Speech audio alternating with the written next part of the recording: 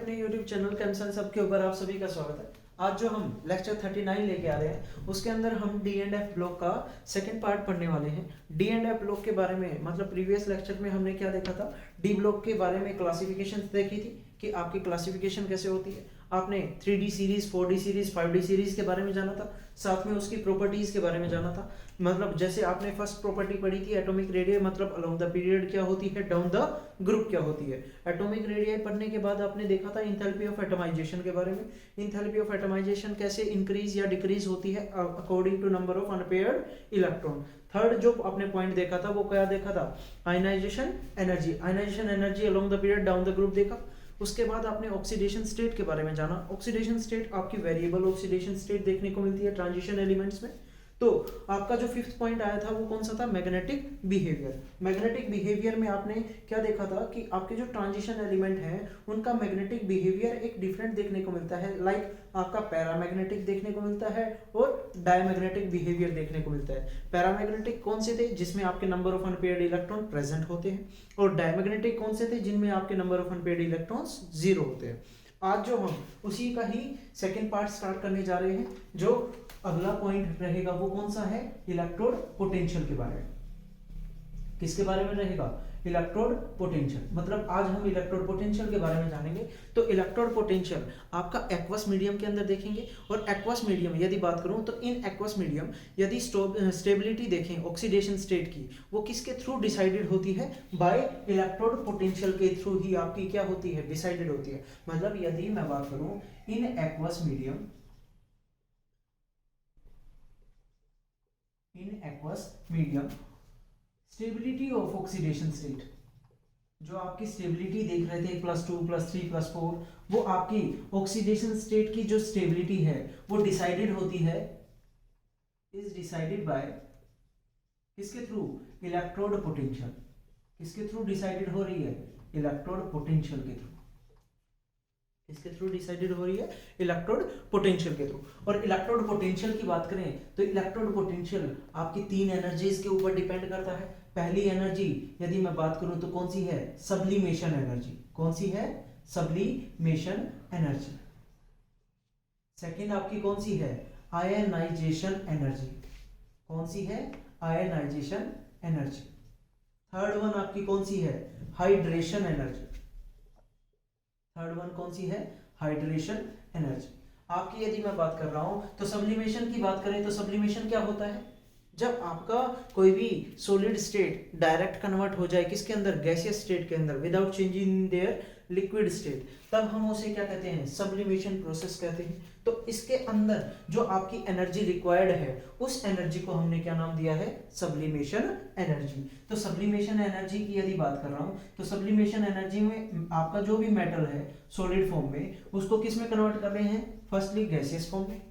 तो gaseous form में convert किया तो इसके लिए जो एनर्जी रिक्वायरमेंट हुई उसको हमने क्या नाम दिया, सब्लिमेशन एंथैल्पी का नाम दिया। आयनाइजेशन एनर्जी की बात करते हैं तो आयनाइजेशन एनर्जी आपने पढ़ा हुआ है क्लासिफिकेशन ऑफ एलिमेंट्स के अंदर। आयनाइजेशन एनर्जी क्या होती है, minimum energy required to remove an electron from an isolated gaseous atom. मतलब आपका लास्ट इलेक्ट्रॉन या आउटरमोस्ट सेल में से इलेक्ट्रॉन निकालने के लिए जो भी मिनिमम अमाउंट ऑफ एनर्जी की रिक्वायरमेंट होती है उसको हम क्या कहते हैं, आयनाइजेशन एनर्जी। मतलब गैसियस एटम में से आपका क्या होगा, इलेक्ट्रॉन रिमूव होगा, और इलेक्ट्रॉन रिमूव होगा तो आपका आयनिक फॉर्मेशन होगी, इलेक्ट्रॉन रिमूव हुआ। तो ये जो एनर्जी हुई इसको हमने क्या नाम दिया है, आयनाइजेशन एनर्जी का नाम दिया है। थर्ड वन आपकी कौन सी होती है, हाइड्रेशन। मतलब अब ये जो थर्ड वन हाइड्रेशन है तो आपका ये जो गैसियस आयन है उसको मैं किस में कन्वर्ट करना है, मेरे को एक्वस फॉर्म में। एक्वस फॉर्म के लिए जो आपके एनर्जी रिलीज्ड होगी, यहाँ पे ये पॉइंट ध्यान रखना, हाइड्रेशन एनर्जी जो है वो आपकी एनर्जी क्या करेगा, रिलीज करेगा। ये दोनों आपकी कैसी थी, रिक्वायरमेंट। ये कैसी एनर्जी है, रिक्वायर्ड एनर्जी, जिनमें आपको एनर्जी देनी पड़ेगी। ये आपकी कैसी है, रिलीज्ड एनर्जी।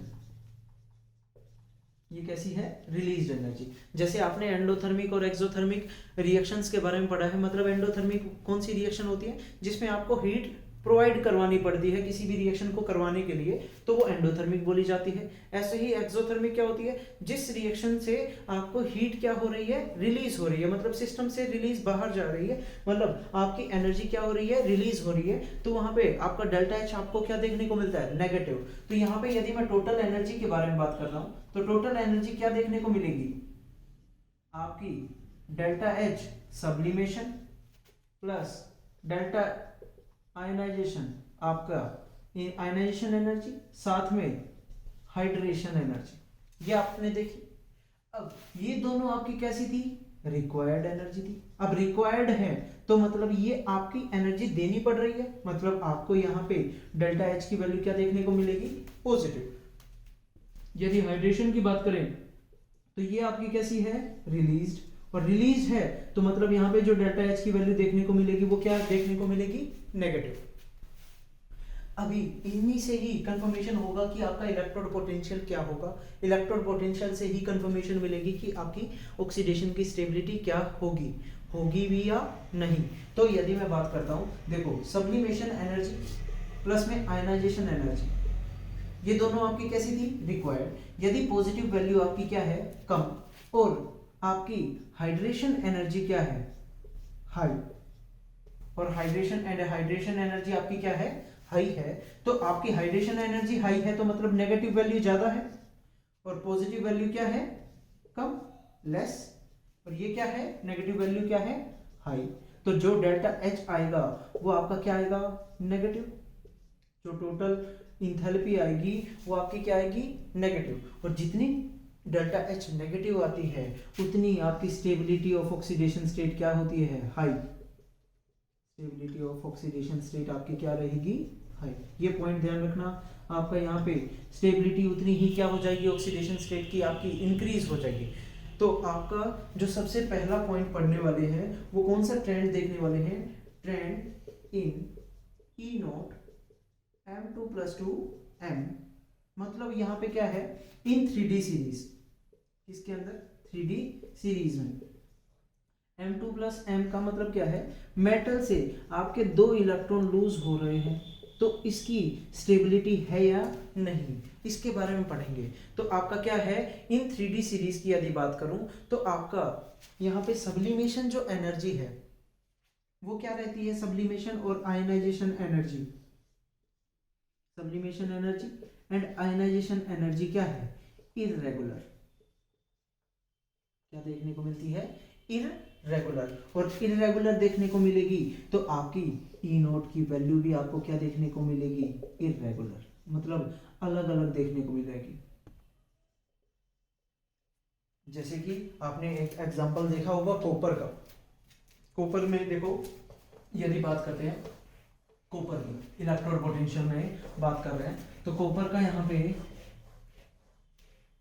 क्या होता है, जैसे मैंने कहा copper Cu2+ plus 2 electron, copper ने 2 इलेक्ट्रॉन लॉस की, Cu2+ की फॉर्मेशन की। यहाँ पे आपकी कॉपर 2 पॉजिटिव स्टेबल होता है या नहीं, क्योंकि यहाँ पे कॉन्फ़िगरेशन क्या होती है 3d9, यहाँ पे कॉन्फ़िगरेशन है 3d10 4s1, ये तो फुली फिल्ड है, यहाँ पे तो लेस देन हाफ फील्ड है, बट फिर भी copper 2 positive in aqueous form, किसमें, इन एक्वस फॉर्म के अंदर आपकी ये Cu2+ स्टेट क्या होती है, स्टेबल होती है। अब वो स्टेबल क्यों होती है, क्योंकि यहाँ पे जो डेल्टा एच होता है, मतलब आपकी यहाँ पे sublimation energy plus ionisation energy, और यहाँ पे बात करूं मैं हाइड्रेशन एनर्जी की, तो ये 3 ही एनर्जी है। अब 3 एनर्जी है तो हाइड्रेशन एनर्जी जो है वो इसको एकदम कंप्लीटली क्या नहीं कर पाएगी, बैलेंस नहीं कर पाती, और बैलेंस नहीं कर पाती मतलब इनका जो सम है और हाइड्रेशन एनर्जी का जो सम है वो बैलेंस नहीं कर पाती, मतलब हाइड्रेशन एनर्जी आपकी क्या रह जाती है, लेस रह जाती है, और सब्लिमेशन एनर्जी और आयनाइजेशन एनर्जी क्या रह जाती है, हाई रह जाती है। और हाई रही तो यहाँ पे वैल्यू क्या रहेगी, डेल्टा एच टोटल क्या रहेगा, डेल्टा एच टोटल क्या रहेगा, पॉजिटिव। और जब डेल्टा एच टोटल आपका क्या रहेगा, पॉजिटिव, तो ई नोट की वैल्यू भी आपको यहाँ पे क्या देखने को मिलती है, पॉजिटिव। ई नोट की वैल्यू भी आपको क्या देखने को मिलती है, पॉजिटिव। यहाँ पे हमने क्या कहा था, जब आपकी हाइड्रेशन एनर्जी नेगेटिव आ रही थी तो हाइड्रेशन एनर्जी नेगेटिव आ रही थी, तो आपने ये क्या कहा था, ई नोट की वैल्यू भी आपकी क्या रहेगी, नेगेटिव। ई नोट की वैल्यू भी आपकी क्या रहती है, नेगेटिव, मोस्टली नेगेटिव देखने को मिलती है। यहाँ पे आपके टोटल एनर्जी क्या है, पॉजिटिव, तो आपकी ई नोट की वैल्यू भी आपको क्या देखने को मिलेगी, पॉजिटिव। तो वो किसके कारण है, क्योंकि ये जो हाइड्रेशन एनर्जी है वो सब्लिमेशन एनर्जी और आयनाइजेशन एनर्जी को बैलेंस नहीं कर पाया था। तो ये आपका क्या हो गया, मेटल का हो गया। यदि मैं बात करूं ई note of Mn2 plus 2Mn, यहां पे बात करता हूं ई note of Mn2 plus 2Mn, और इसकी जो वैल्यू होती है हाईली नेगेटिव होती है। क्या होती है, हाईली नेगेटिव। अब इसकी वैल्यू हाईली नेगेटिव, या फिर मैं कह दूं ई note of Zn2 plus 2Zn, इसकी वैल्यू भी आपको क्या देखने को मिलती है, हाईली नेगेटिव देखने को मिलती है। वो नेगेटिव क्यों देखने को मिलती है, इसकी तो देखने को मिलेगी आपको क्यों, due to half field configuration. क्यों देखने को मिली, due to half field configuration है। और जिंक आपका क्या देखने को मिलेगा, due to fully filled, due to fully filled configuration. यहाँ पे फुली फिल्ड डी कॉन्फ़िगरेशन थी, जिसके कारण आपको ई नॉट की वैल्यू क्या देखने को मिलती है, नेगेटिव देखने को मिलती है। मैग्नीज की हाफ फील्ड है, इसलिए आपको क्या देखने को मिलती है, नेगेटिव देखने को मिलती है। हाफ फील्ड मतलब आपका Mn, यहाँ पे देखूं तो Mn से Mn2 प्लस पे जाओगे तो कॉन्फ़िगरेशन क्या आएगी, 3d5, और जिंक से जिंक 2 प्लस पे जाओगे तो आपकी कॉन्फ़िगरेशन क्या आएगी, 3d10। यहाँ पे तो आपने नेगेटिव देखी। अब एक और क्वेश्चन आ जाता है कि आपका जो निकल है, यहां पे क्या है, निकल, ई note of Ni2 plus 2Ni, यहाँ पे भी इसकी वैल्यू भी आपको क्या देखने को मिल रही है, नेगेटिव, और नेगेटिव देखने को मिल रही है। तो ई नोट की वैल्यू नेगेटिव कब आई, ये किसके कारण आई होगी, due to negative hydration energy. किसके कारण आई, due to negative hydration energy. तो ये पॉइंट ध्यान रखना, ई नोट की वैल्यू नेगेटिव वगैरह कब आई होगी, जब हाइड्रेशन एनर्जी आपकी क्या होगी, नेगेटिव। यहाँ पे इनकी एनर्जी नेगेटिव क्यों आई, क्योंकि ये हाफ फील्ड कॉन्फ़िगरेशन था, ये फुली फील्ड कॉन्फ़िगरेशन था। तो ये आपको क्या देखने को मिला, इनकी ई नोट की वैल्यू आपको क्या देखने को मिली, नेगेटिव। तो एक तो ये ट्रेंड था जिसमें आपने क्या देखा, मेटल 2 प्लस से मेटल का। अब सेकंड जो ट्रेंड देखेंगे, trend in E note of M3 plus 2 M2 plus. अब यहाँ पे हमें किसका इलेक्ट्रोड पोटेंशियल देखना है, इसका। अब इसका इलेक्ट्रोड पोटेंशियल देखना मतलब क्या है, M2 प्लस 2 M प्लस 3, इनमें से ऑक्सीडेशन स्टेट स्टेबल होगी या नहीं होगी। तो यहाँ पे ये पॉइंट ध्यान रखना, यदि +3 ऑक्सीडेशन स्टेट क्या है, स्टेबल, यदि +3 ऑक्सीडेशन स्टेट स्टेबल है किससे, देन +2, तो आपकी ई नोट की वैल्यू हमेशा क्या रहेगी, लो रहेगी। E naught value of M3 plus two M2 plus will be low. आपको क्या देखने को मिलेगी, लो देखने को मिलेगी।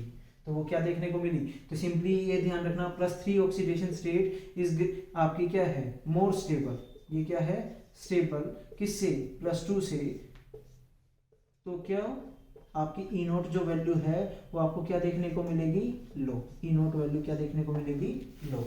यदि आपका +2 ऑक्सीडेशन स्टेट मोर स्टेबल है, किससे, more stable then +3, more stable then +3। तो यहाँ पे जो ई नोट वैल्यू देखने को मिलेगी M3 plus 2 M plus 2 plus के लिए, वो क्या देखने को मिलेगी, विल बी हाई। क्या देखने को मिलेगी, विल बी हाई देखने को मिलेगी। तो यहाँ पे आपका क्या हो गया, +3 आपका लेस स्टेबल है किससे, +2 से। ऑक्सीडेशन स्टेट लेस स्टेबल है, तो यहाँ पे जो ई नोट वैल्यू आएगी वो क्या देखने को मिलेगी, हाई। तो क्या देखने को मिलेगी, हाई देखने को मिलेगी।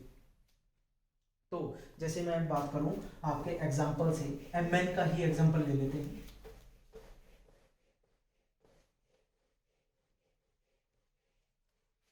देखो Mn का यदि मैं एग्जांपल लेता हूं तो Mn का एग्जांपल लेता हूं तो Mn एक तो मैंने लिया M2 प्लस और एक मैंने क्या लिया Mn3 प्लस। Mn की एटॉमिक नंबर कितना होता है 25, कॉन्फ़िगरेशन क्या आती है 3d5 4s2। यहाँ पे Mn2 प्लस के लिए 3d5 4s0 आएगी और यहाँ पे कॉन्फ़िगरेशन क्या आएगी 3d4 4s0। कौन सी ज़्यादा स्टेबल है Mn2 प्लस, मतलब यहाँ पे आपकी +2 ऑक्सीडेशन स्टेट स्टेबल है और +2 ऑक्सीडेशन स्टेट स्टेबल है मतलब ई नोट की वैल्यू आपको क्या देखने को मिलेगी यहाँ पे high, E naught value of Mn3 + 2 Mn2 plus क्या देखने को मिलेगी हाई, क्या देखने को मिल रही है हाई। अब यहाँ पे एक और एग्जांपल ले लेता हूँ Fe2 प्लस और एक Fe+3। आयरन का एटॉमिक नंबर कितना है, आयरन का एटॉमिक नंबर कितना है 26, कॉन्फ़िगरेशन क्या होगी आर्गन 3d6 4s2।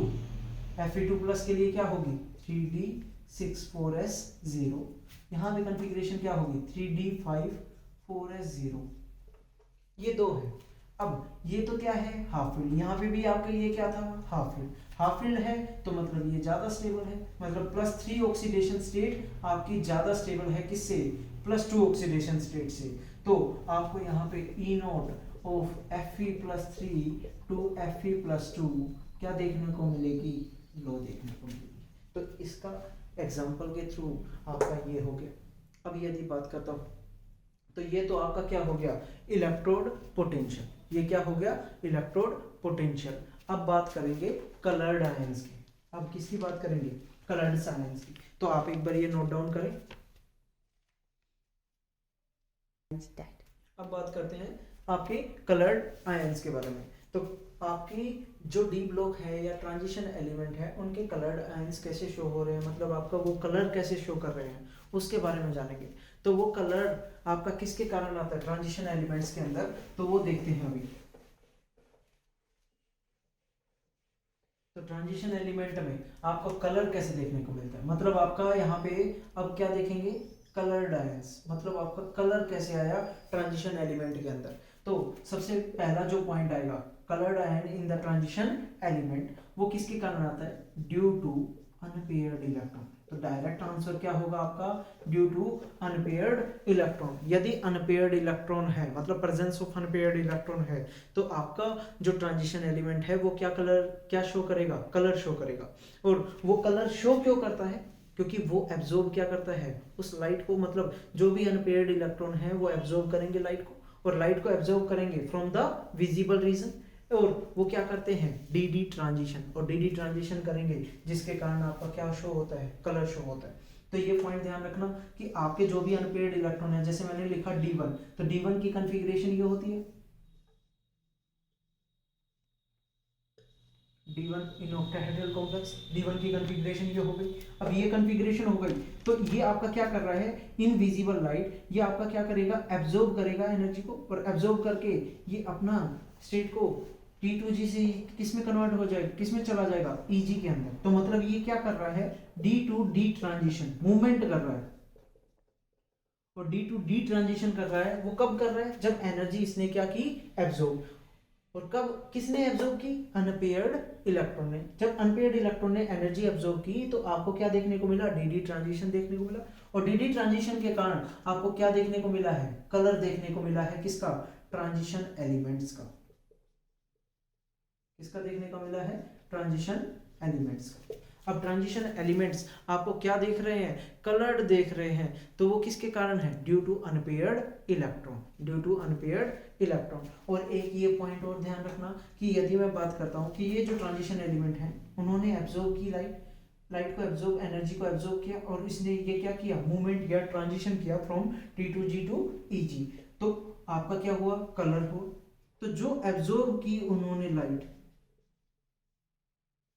जो एब्जॉर्ब की उसका कॉम्प्लीमेंट्री कलर आपको क्या होगा विजिबल, कॉम्प्लीमेंट्री कलर आपको क्या होगा ऑब्जर्व होगा।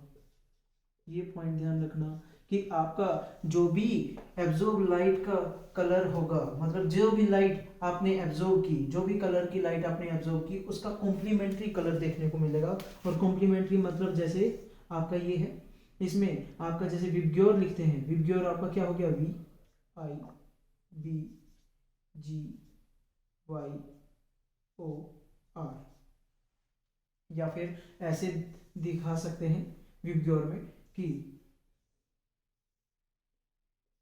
We B G Y O R. एक तो तरीका ये है कि इंडिगो शो नहीं करते, जिसमें आपका क्या है, वायलेट लाइट यदि एब्जॉर्ब कर रहे हैं तो आपको येलो कलर की लाइट क्या दिखेगी, येलो कलर की लाइट रेडिएट होगी, ऑब्जर्व होगी। यदि ब्लू कलर की लाइट एब्जॉर्ब हो रही है तो आपको कैसा कलर देखने को मिलेगा, ऑरेंज कलर देखने को मिलेगा, मतलब ऑरेंज कलर की लाइट आपको क्या होगी, ऑब्जर्व होगी। यदि रेड लाइट आपकी क्या हो रही है, एब्जॉर्ब हो रही है, तो आपको क्या देखने को मिलेगी, ग्रीन कलर की लाइट आपको क्या होगी, विजिबल होगी। तो जो भी आपकी विजिबल होगी वो उसका क्या होगा, कॉम्प्लीमेंट्री कलर। तो एक तो तरीका ये है, या फिर आपका क्या करते हैं, जैसे हमने ये बनाते हैं violet indigo, indigo blue, blue green, green yellow, yellow orange, orange red और रेड वायलेट। तो यहाँ पे आपके कितने पार्ट हो गए, तो इसमें भी आपका क्या होगा, वायलेट इंडिगो ये शो होता है ऐसे, मतलब आपका यहाँ पे ये 8 पॉइंट्स बन जाएंगे।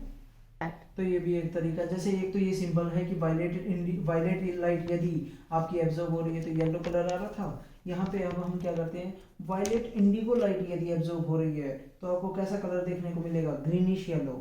यदि ऑरेंज रेड आपकी एब्जॉर्ब हो रही है तो आपको कैसा कलर देखने को मिलेगा, ब्लू ग्रीन।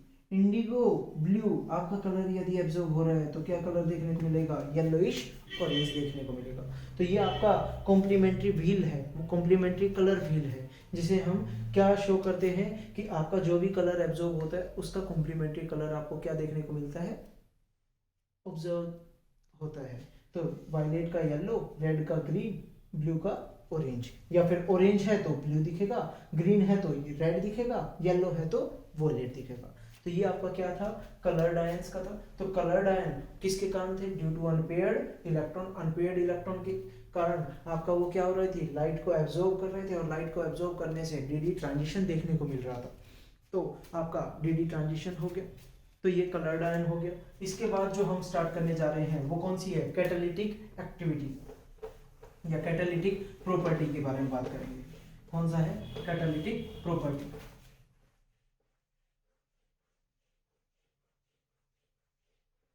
कौन सा है, कैटालिटिक प्रॉपर्टी। कैटालिटिक प्रॉपर्टी की यदि बात करूं तो कैटालिटिक प्रॉपर्टी कैसी क्या होती है, कैटालिटिक। तो कैटलिस्ट आपने पढ़े होंगे, कैटलिस्ट क्या करते हैं, आपके रिएक्शन को स्पीड अप करते हैं, और रिएक्शन को स्पीड अप करते हैं मतलब एक्टिवेशन एनर्जी को क्या कर रहे हैं, लो कर रहे हैं। तो यहाँ पे आपके जो ट्रांजिशन एलिमेंट हैं, transition elements show catalytic activity या कैटालिटिक प्रॉपर्टी। ये आपके क्या शो करते हैं, कैटालिटिक प्रॉपर्टी शो करते हैं। और कैटालिटिक प्रॉपर्टी शो कर रहे हैं मतलब आपके ये जो एलिमेंट्स हैं वो आपके क्या करवा रहे हैं, रिएक्शन को फास्ट करवाने में यूज होते हैं। जैसे वनेडियम हुआ, आयरन हुआ, निकल हुआ, रेने निकल जिसमें आपने पढ़ा होगा, वनेडियम का P2O5 पढ़ा होगा, ये रेने निकल, आपका प्लेडियम, प्लेटिनम, रोडियम। तो ये आपके जितने भी एलिमेंट्स हैं मतलब ट्रांजिशन एलिमेंट्स हैं, तो इनके पास कैसी प्रॉपर्टी है, कैटालिटिक प्रॉपर्टी है, मतलब रिएक्शन को फास्ट करवाने की प्रॉपर्टी। और रिएक्शन को फास्ट करवाने के लिए आप ये क्या करते हैं, रिएक्शन को फास्ट कर रहे हैं, साथ में एक पॉइंट और करते हैं, ये सरफेस प्रोवाइड करते हैं, प्रोवाइड सूटेबल सरफेस, मतलब आपको सरफेस प्रोवाइड करवाएंगे रिएक्शन को फास्ट करवाने के लिए। तो मतलब सरफेस भी प्रोवाइड करवा रहे हैं और आपकी रिएक्शन को फास्ट भी करवा रहे हैं। और रिएक्शन फास्ट कब होती है, जब आपकी एक्टिवेशन क्या होती है, लोअर। ये पॉइंट ध्यान रखना। डिफरेंट पाथ के थ्रू हम रिएक्शन क्या करवा रहे हैं, फास्ट करवा रहे हैं, तो एक्टिवेशन एनर्जी हमारी क्या हो जाती है, low by the addition of catalyst. तो ये आपका क्या हो गया, कैटालिटिक प्रॉपर्टी हो गई। दूसरा अब बात करेंगे कौन सा, ट्रांजिशन मेटल्स की। जो आपके ट्रांजिशन मेटल्स होते हैं वो आपकी कैसी प्रॉपर्टी रखते हैं, इंटरस्टिशियल प्रॉपर्टी भी रखते हैं। मतलब इंटरस्टिशियल प्रॉपर्टी आपकी क्या मतलब कि इंटरस्टिशियल का मतलब ही क्या होता है, इंटरस्टिशियल प्रॉपर्टी। इंटरस्टिशियल मतलब होता है क्या, वैकेंट स्पेस। क्या होता है, वैकेंट स्पेस। अब कोई खाली जगह होती है तो आपके ये क्या है, ट्रांजिशन मेटल आपके लार्ज साइज के होते हैं, लार्ज साइज के हैं तो लार्ज साइज के हैं तो साथ में इंटरस्टिशियल साइट भी प्रेजेंट है, मतलब आपकी वैकेंट स्पेस भी प्रेजेंट है। और वैकेंट स्पेस प्रेजेंट होता है तो कोई भी वैकेंट स्पेस के अंदर आपके हाइड्रोजन, कार्बन, नाइट्रोजन या small size boron, small size के जो एटम है वो आपके क्या हो जाते हैं, ट्रैप हो जाते हैं। क्या हो जाते हैं, ट्रैप हो जाते हैं। मतलब आपके जो स्मॉल साइज के एटम हैं वो ट्रैप होंगे किसके अंदर, वैकेंट स्पेस के अंदर, इन द ट्रांजिशन मेटल। और जब वैकेंट स्पेस के अंदर ट्रैप होते हैं तो इनका जो क्रिस्टल लेटिस है वो आपका क्या हो जाता है, ये इसके कारण इनकी टेंसाइल स्ट्रेंथ वगैरह क्या हो जाती है, इंक्रीज हो जाती है, टेंसाइल स्ट्रेंथ भी इंक्रीज हो जाती है। यदि बात करूं आपके हार्डनेस भी क्या होती है, इंक्रीज, हार्डनेस भी आपकी क्या हो रही है, इंक्रीज हो रही है। ये इनर्ट भी हो जाते हैं, साथ में इनर्ट भी हो गए, हार्डनेस भी हो गई आपकी, साथ में मेटालिक कंडक्टिविटी वैसी की वैसी रखते हैं, मतलब रिटेन रखते हैं, रिटेन मेटालिक कंडक्टिविटी। ये पॉइंट ध्यान रखना कि आपका इंटरस्टिशियल प्रॉपर्टी मतलब क्या है, ट्रांजिशन एलिमेंट लार्ज साइज के होने के कारण उनके अंदर बीच में क्या है, वैकेंट स्पेस। अब वैकेंट स्पेस में आपके स्मॉल साइज के एटम क्या हो जाते हैं, ट्रैप, और ट्रैप होने से आपकी उनकी टेंसाइल स्ट्रेंथ क्या हो जाती है, इंक्रीज, और टेंसाइल स्ट्रेंथ इंक्रीज हुई, हार्डनेस इंक्रीज हो जाती है, इनर्ट हो जाते हैं, साथ में मेटालिक कंडक्टिविटी भी क्या रहती है, रिटेन रहती है। तो ये आपकी क्या देखने को मिलती है, ट्रांजिशन मेटल के अंदर इंटरस्टिशियल प्रॉपर्टी भी देखने को मिलती है। दूसरा एक और पॉइंट है कि ट्रांजिशन मेटल आपके जो है वो क्या किस में यूज होते हैं, अलॉयज में भी आपको यूज होते हुए देखने को मिलेंगे। कि क्योंकि ड्यू टू सिमिलर साइज, इतना एटॉमिक रेडियाई तो इंक्रीज नहीं हुआ था अलोंग द पीरियड। यदि बात कर रहे थे थोड़ा बहुत आपका क्या हो रहा था, डिक्रीज, पहले तो आपका क्या हुआ था, डिक्रीज हुआ था, फिर कांस्टेंट हुआ था, फिर इंक्रीज हुआ था। तो मोस्टली जो एटॉमिक रेडियाई था उन सीरीज का क्या था, सिमिलर सा। और जब सिमिलर सा था तो वो एक मेटल दूसरे मेटल के साथ क्या किया जा सकता है, इंटरमिक्स, और मिक्स कर सकते हैं। तो होमोजेनस जो मिक्सचर बनता है उससे किसकी फॉर्मेशन होगी, अलॉय की, उससे किसकी फॉर्मेशन होती है, आपके अलॉय की। तो अलॉय फॉर्मेशन वो किसके कारण हो रही है, ड्यू टू सिमिलर साइज, वो किसके कारण हो रही है, ड्यू टू सिमिलर साइज। ये तो हो गया आपका ट्रांजिशन मेटल अलॉयज का, ट्रांजिशन मेटल इंटरस्टिशियल प्रॉपर्टी का, ट्रांजिशन मेटल कैटालिटिक प्रॉपर्टी का। तो ये आपकी कौन सी होगी, ट्रांजिशन मेटल की प्रॉपर्टीज हो गई। तो ट्रांजिशन मेटल की आपने कई सारी प्रॉपर्टीज देखी, ऑक्सीडेशन स्टेट के बारे में जाना आपने, उसके इंटरस्टिशियल प्रॉपर्टी के बारे में जाना, साथ में कैटालिटिक प्रॉपर्टी के बारे में जाना, साथ में आपने क्या देखा है, ट्रांजिशन मेटल अलॉयज भी फॉर्मेशन कर सकते हैं। आपके ट्रांजिशन मेटल की इलेक्ट्रोड, ट्रांजिशन मेटल के जो इलेक्ट्रोड पोटेंशियल था उसके according stability of oxidation state के बारे में जाना। तो आज के लिए इतना है। Okay, thank you.